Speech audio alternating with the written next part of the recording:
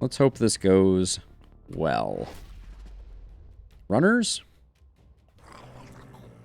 Runners. Okay.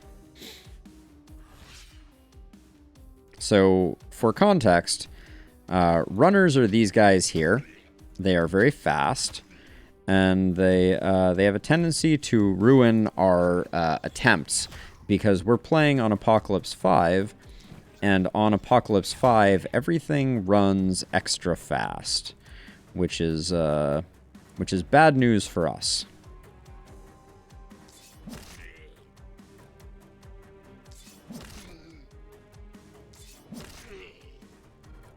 Is he punchable? He's not punchable. That's all my movement? How did that happen? Whoops.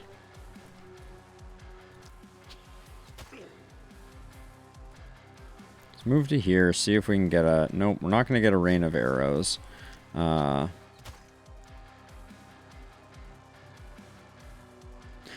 there's a whole bunch of different types of baddies that we are fighting, all of which have their own problematic attributes. So like these little guys that I'm shooting right now, here, let me find another example of one of them. These dog-like ones are called runners. They're very fast. These ones here are called splitters. They hit in an AoE cone in front of them. These armored guys have armor, which is like ablative hit points that each turn refreshes. Yeah, so there's a lot of diversity to the baddies. But this turn was kind of underwhelming, which is not good. You don't want your first turns to be underwhelming because the horde gets much bigger. And the problem, the reason we don't want to see runners is on Apocalypse 5, enemies have plus movement, which means they move very quickly and have a tendency to ruin your fun. Let's see. I think if I move one less, I can get it on the diagonal, and I think that's pretty good.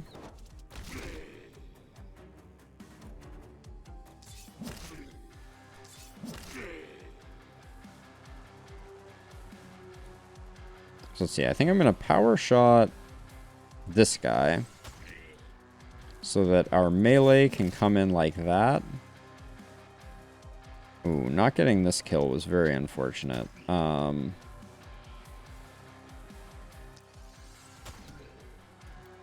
going to end up using a lot of mana here, I think. I'm trying to get my axe friend into position without his axe destroying our walls. Which sounds like a, well, duh type of thing, but strangely not as oh, that being a dodge there is really frustrating. So yeah, so every time we're gonna need to focus the dog monsters, because the way that you kind of like stave off disaster in this game is by keeping the baddies from damaging your buildings and coming into your space. Oh yes, you can definitely hit your own barricades. So for instance, see, I have this attack here. It's a little hard to see, but it does 3, and so if I use it sideways here or sideways here, it's hitting the wall to the left of me, and that's bad for business, to be sure. So I think we're gonna have a hard time with this one, but I think we need to wait a bit before we let loose the catapults. But you can see how fast the enemies come into this space, and as soon as they arrive, they get a little purple exclamation point, and that means that they are causing panic. And panic is bad because when the city panics, we get less rewards for our efforts. So Salim is surprisingly okay, and the reason is that we have outfitted Salim with a lot of armor. So Salim is going to be a bit of a one-man wrecking crew over here. Like, if I move to here, you can see, like, just putting baddies in the ground. But so here's an example where if I swing with Salim, I'm going to do damage to my wall. So instead of doing that, I'm going to power shot this guy so that Salim can move into this pocket and swing twice that way. Now, we need to use this catapult to kind of soften up. Ah, man, we're not getting any really great action there, so I'm going to hold off.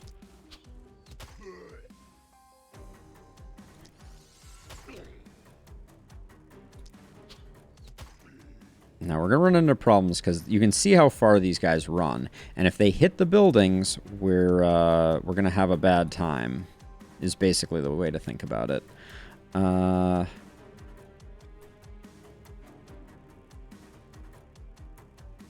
Yeah, oh, so the green bar is how far they can move, right? So this character can move 7, and the orange bar is how many actions they have left in the turn.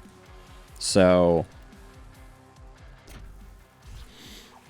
yeah, so in this case, it is at the end of your turn, you ideally, I mean, I won't say want to have used up all, but you want to have done, that's going to take 3, that's unfortunate, and then we can hopefully get that guy out, and then you want to have used up all the resources at your team's disposal. That's kind of what you're going for often. And then I think just to thin things out, I'm going to hit them with the second catapult there. And then over here, I think there are enough waiting in the wings that I don't think I'm quite ready for it. If this reached a little further, I'd probably use it up, but I'm gonna leave myself here. I have 3 sides that are accessible for attack, but these guys are coming really far in this turn. This is the problem. This is why I said I hope we don't get runners, because the runners just, they get all up in your grill and cause a staggering amount of panic, and at this difficulty level they just are a bit devastating.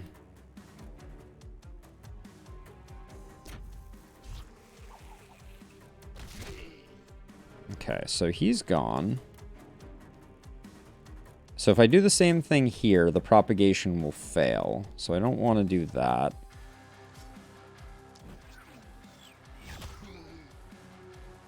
I think I'm gonna eliminate this guy so that we can get a clean propagate over here. Exactly. That's where the panic comes from.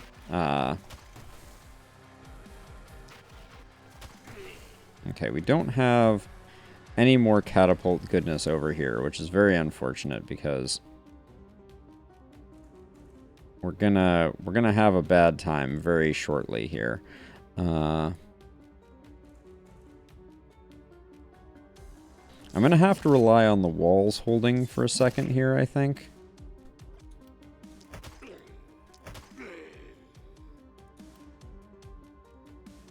I can get 3 with that, but that's not great action economy.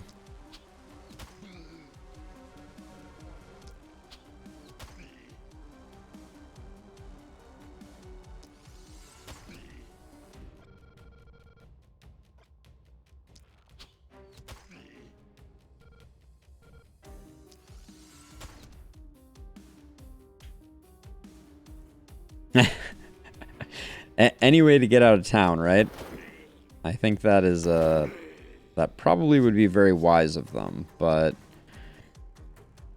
so if I move to here, I think I can technically kill this guy. but it's really expensive. Because I can move to here, and then I can sword boomer, or I can axe boomerang him.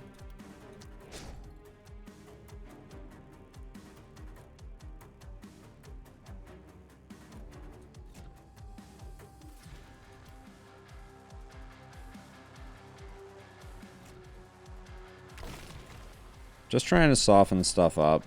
Oh my gosh. The runners, they just get you every time.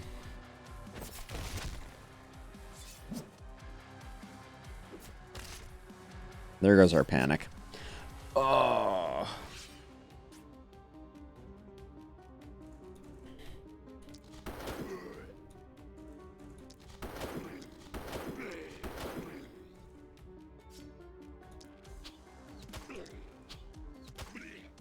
So you can see my panic just went up. The red is the official panic level, and you stop getting bonuses when your panic exceeds each of these city panic levels. And unfortunately, at this difficulty, there's not much recovering from this type of problem. So, to a certain extent, this run may be unfortunately lost. We'll still give it the college try, but it's very unlikely. Oh, this is just 2 here. That's unfortunate. I think I misread that.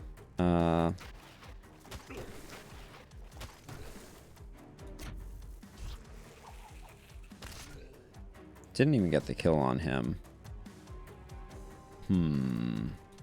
Yeah, this is bad news bears. I'm doing my best, Blue.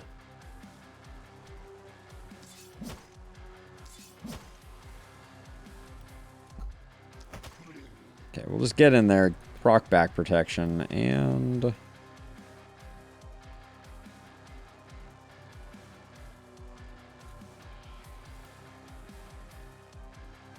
you'd think I'd have a better shot here. Oh, that one's pretty good.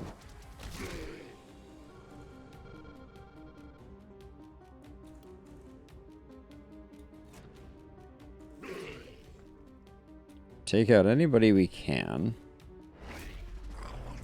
But yeah, we're also going to have heroes start dying real soon here.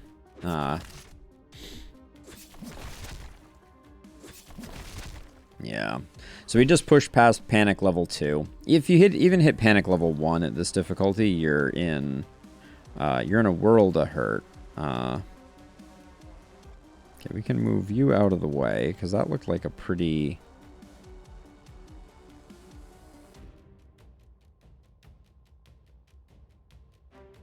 good one.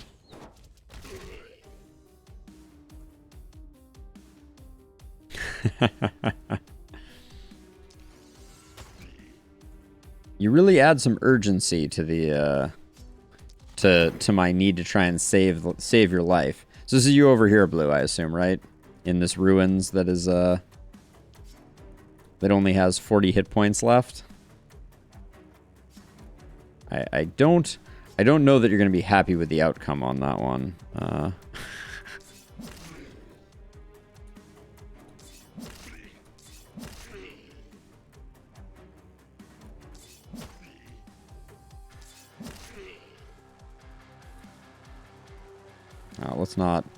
Let's not unproc back protection. There we go.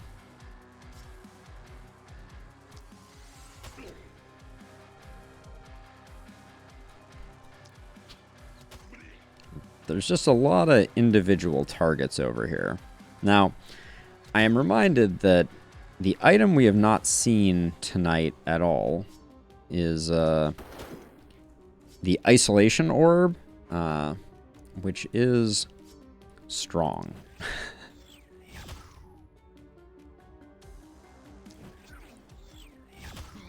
Well, unfortunately, the neighbors that have moved in are really tanking your property value, Blue. That's the bad news.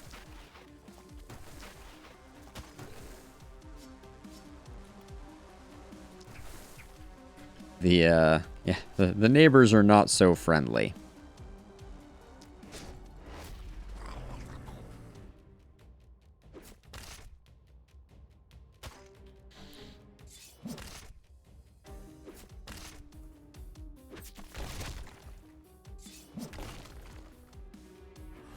Jeez.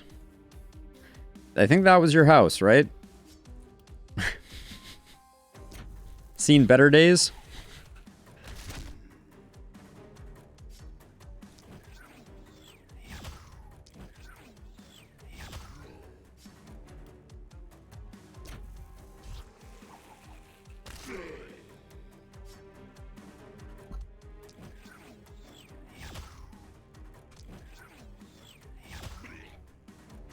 Almost in range to be able to use that, but not quite.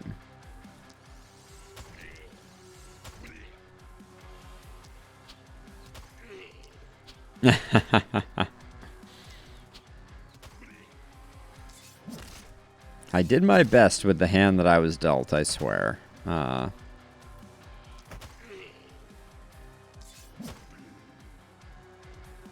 Yeah, see, so this is a funny one. I need to move to here and swing around this guy to make it work. And then...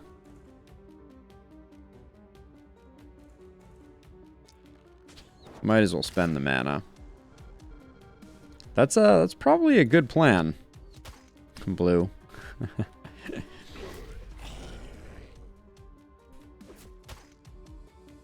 Although, based on this, you're hiding under some planks of rubble. If I had to guess.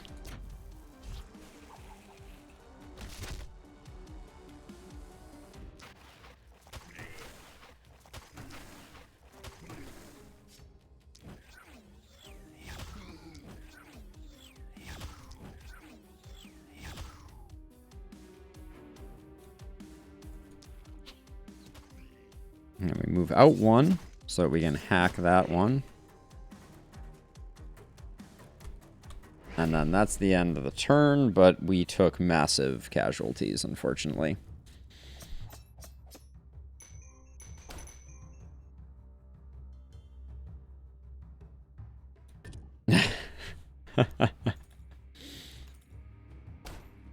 But we have some money. We may be able to at least recruit another hero so we can see how that works. But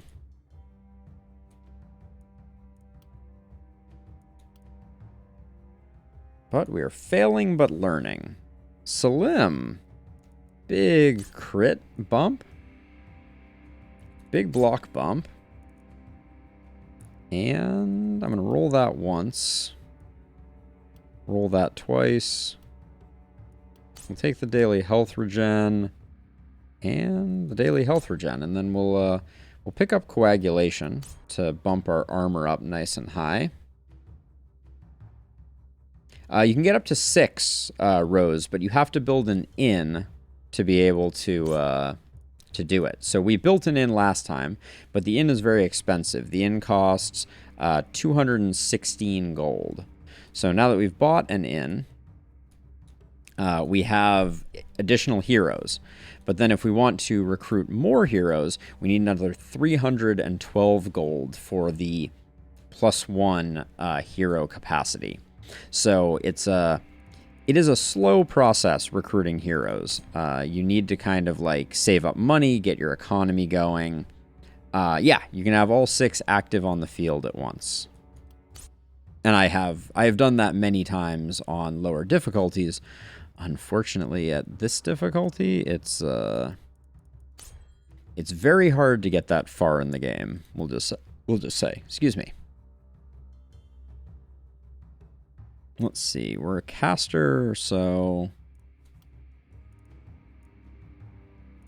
I'm gonna roll it again. That's not what we wanted to see. We will take the big damage increase buff though, and then we're not at full health. So I think steady aim is a good choice. Now, we need a one-handed weapon. A sword +1. And a depths magic orb. Oh, the mage robe is nice too, but we need to spend our money on a new hero. Let's look at what we got. So we have Candon, who is a trapper, which we like. Eagle Eye, skill range on a sledgehammer is nice, and then a bookworm. So that's an interesting character. Cook we don't like. Brute we're okay with. Steadfast. So we don't like Stanislaus. Feyblood is not great on a melee character. Dancer is okay. Genius is okay. And then Tristan. So I kind of like Caden. So I'm going to pick them up. So that's, see, now we have 4 heroes. But we are also broke. Yes, you absolutely can. Well, you can repair the ones or you can build new ones. Oh my. Multi-hit, you say? Get him a dagger, maybe? Take a bit of daily mana regen. Let's go Avid Learner. Back protection, that's all we get. Alright, and then that charm's fine. This is all relatively okay as well. Now, we're basically broke, but we have 8 workers, which is pretty good. So let's tear down quite a bit of the remaining ruins to see how much money we come up with. I'm feeling like we didn't get to the seer, but I think we just need to outfit ourselves with some gear. So the sword, I think, needs to get picked up. And then I'm going to re-roll this once. A steel sword. Give both of our meleeers swords? That feels pretty okay. And then we're sitting on 30 gold, which is not enough to buy just about anything.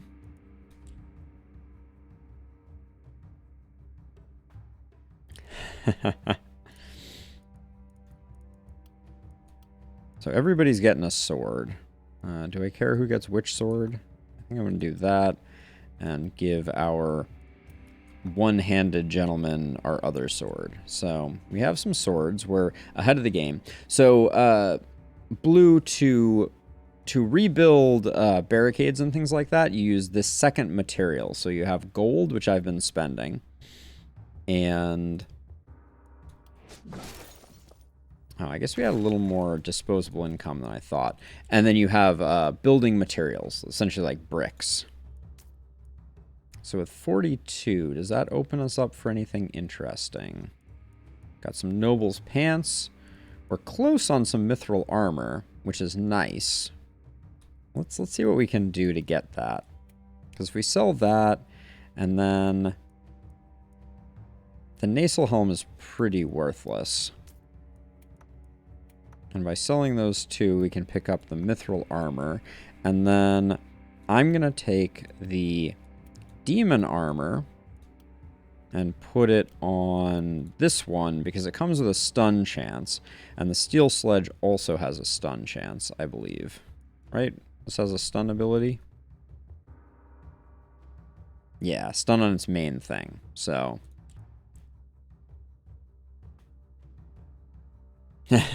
everybody needs a sword, right? And then building walls is kind of ill-advised, so we're just going to build catapults. And now we can have a meleeer here, a meleeer here, put you there. We'll put our ranged person here and put our, and put our caster over here. And we're broke, but next turn we're really going to need to get the seer going. And we haven't really gotten our economy going, so we'll see how that goes.